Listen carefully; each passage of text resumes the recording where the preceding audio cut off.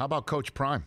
How about Coach Prime? How about your boy? How about it, right? You changing How about your boy? How about that? What's your 2 cents I saw on a that clip subject? of you talking about him. When were you talking about him? Was Yesterday. it when he won the SWAC or Coach of the Year? Oh, yeah, no, I talk about him all the time. I love him. There was one in particular I saw. Well, it was yesterday, and it was Hall of also a few weeks ago too, when he was beginning to start showing some success at Jackson State, and telling everybody that Florida State made a mistake.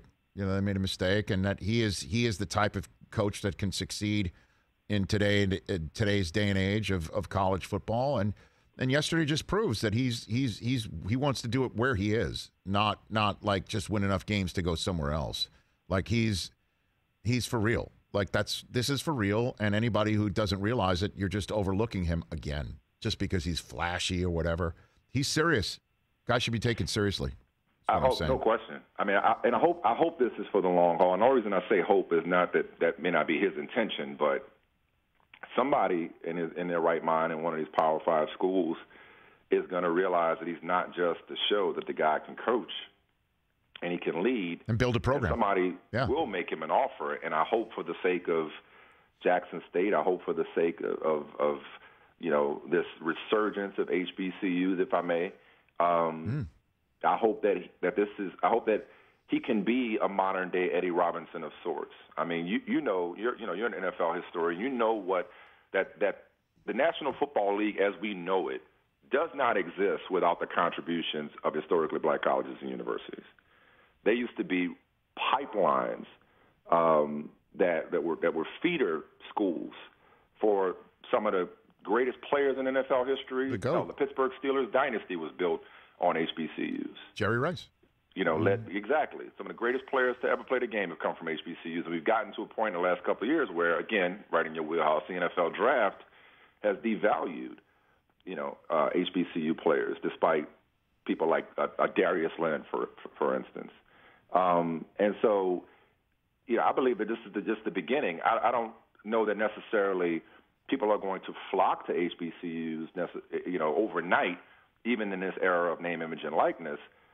But I don't think Hunter was an isolated incident or an aberration or an anomaly, whatever you want to call it. I think it was the beginning of something, not just at Jackson State, but beyond. I mean, Jackson State set FCS attendance records last year.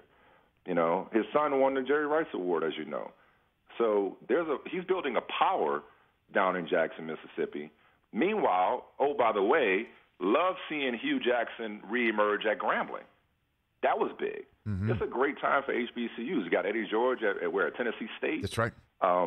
It's a great time for HBCUs during this, this larger zeitgeist that we're in American society. I just love also Deion proving, I just love it. But he proving that, again, the general sense, and Chris and I and TJ and I were talking about it yesterday here on the show, that the general sense that the NIL and transfer portals were just going to be the destruction of college football in many ways, because the rich were going to get richer. The Power 5, the blue bloods were going to get bluer, right, because of all this green. And here's Deion down in Jackson, Mississippi saying, okay, we'll just take Travis Hunter. And not just from anybody, but from the school that didn't hire him, even though he's from that school. It's just a chef's kiss, man, all around. Well, chef's kiss. Let me add to that. I agree with everything you're saying, but I'll make a slight tweak to it, if I may. Please, go for it. Just like Travis Hunter, just had to choose Jackson State. Yeah. Or for that matter, in college basketball, Maker chose Howard University. Like for Deion Sanders, now who knows what other options were available? Maybe there weren't enough, to your point about people underestimating him as a coach. Deion Sanders brought his Hall of Fame brand to Jackson State. So the name, image, and likeness thing, and I saw Deion scoffed at the idea of $1.5 million deal earlier this morning, which I appreciated because, and as Jimbo Fisher said, now it's just out in the open. But let's not kid ourselves. The money has always been there for kids, and that's been part of recruiting, whether people wanted to acknowledge it or not. That's been the underbelly of college sports. Now it's just legal, as Lane Kiffin mentioned. But Deion, and I know you're not suggesting this, but I just want to make this clear. Deion Sanders, I don't believe, just got Travis Hunter because name, image, and likeness money was attached. Deion Sanders beat them at their own game. Oh, yes. Because that name, image, and likeness money, it might not have been as lucrative, assuming that he's getting some or a large amount anyway. Maybe it's more lucrative, or maybe it was a great brand play for Travis Hunter to be a pioneer and to buck the system and to go to an HBCU, and that worked well for him versus if he goes to Florida State, he's not a story for 2 days on national radio and television. But nonetheless, Deion Sanders was able to bring him there because he's Deion Sanders and because he's building something special, and that's what scares the establishment. That's what scares them, is that he's building something sustainable and something that attracts them, because this young man, for him to go to an FCS and HBCU is more about the nurturing nature and the coaching available to him there and the environment there, yes, and the competition there than it is about a name, image, and likeness deal. Of course. And that's the scary part for the rest of college football. Especially because he can make NIL money there, too. You know what I'm saying? Because he can make. I mean, Deion's son, Shador, just signed a deal with Tom Brady's, an NIL deal with Tom Brady. How about that? Just today. That happened today. And I think his son is one of the top NIL earners all year. And that's important. I mean, let's be honest. If you're making a choice, but you also have to factor in, like I said yesterday, and I've seen this firsthand. When Deion would be on the field at the combine for defensive back drills, he was a godfather.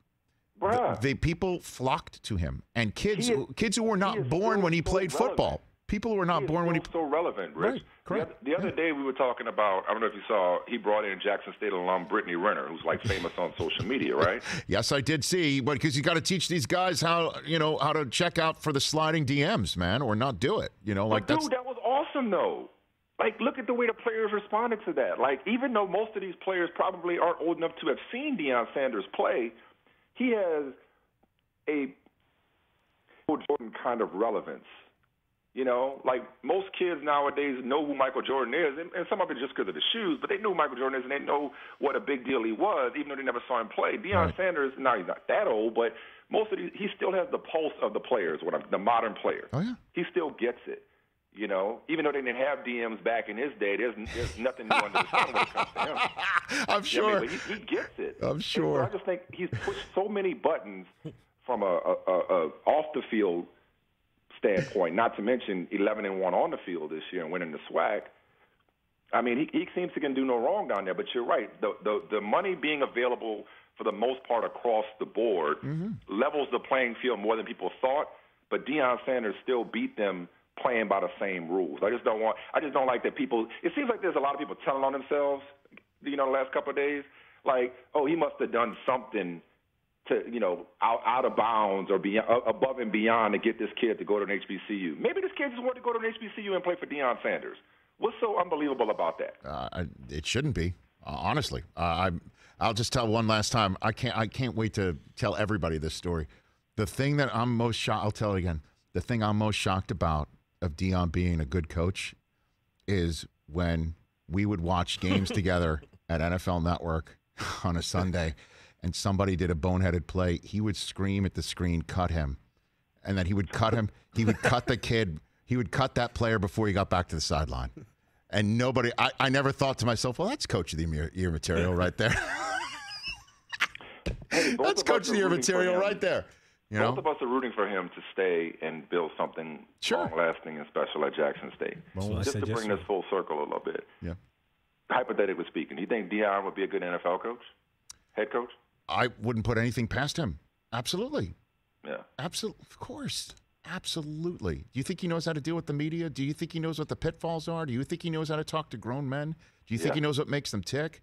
Yeah. Do you think of course. And the whole concept that you got to pay your dues. Well, he's doing that now. Yeah. I mean, not anymore. I mean, you could sit there and say that, taking the job that he took was a due-paying thing, but he's basically making sure everybody is, sowing what he's reaping, and that is building. So and that's exactly right. Like you know him better than I do. Reaping what he's sowing. Yeah, You know him better than I do, but dude's paying from the standpoint of like, it just doesn't seem like Jackson State is a stepping stone for him. Well, I don't know. You know, I can't sit here and say what's in his future or what's in his mind, other than the fact that he wants. But his motivation. He wants to dominate there. That I know. That's what he wants to do, is show that he can do it. You know, wherever he's at. And I think, you know, knowing him, he's truly one of the most loyal guys I've ever been around, and that he takes that very seriously. Like, if you pay him the respect and loyalty, he will give it right back to you in kind, friendship and professional. That the brass at Jackson State saying, "Come here," I think that means a lot to him. I think it means a ton to him. This is what I'm asking you as somebody who knows him. Like, I threw out the hypothetical about him being a pro coach, and that's, you know, okay, he climbs the ladder. You know, he maybe a Power 5 school makes him an offer he can't refuse. Right. You know, 3 to 5 years or whatever, and then on to the pros and blah blah blah. That's way down the road. But conversely, I'm just talking about his motivation. He seems like somebody who's perfectly content, as you mentioned, sewing back into the culture, giving back and molding young men in an environment that, you know, he was a couple of years ago, I think it was last year, he was one of the most outspoken people saying, how have we gotten to a point where the NFL doesn't draft one single player out of HBCU?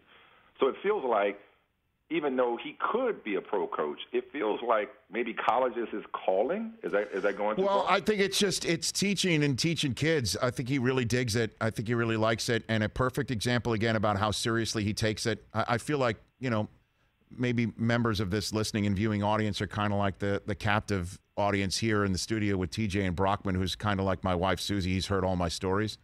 I'll tell this one to you if you haven't heard it. But the night that Deion got into the Hall of Fame, that's the clip I saw, but tell it again anyway. It's a great story. Yeah. The night that Deion got in the Hall of Fame, he was, you know, we were holding the ceremony live on NFL Network, the announcement ceremony. I was hosting it. And he brought his youth football team to the Super Bowl that year. And the time in which the announcement took place was during practice. And he said to the NFL Network, "I'm not coming."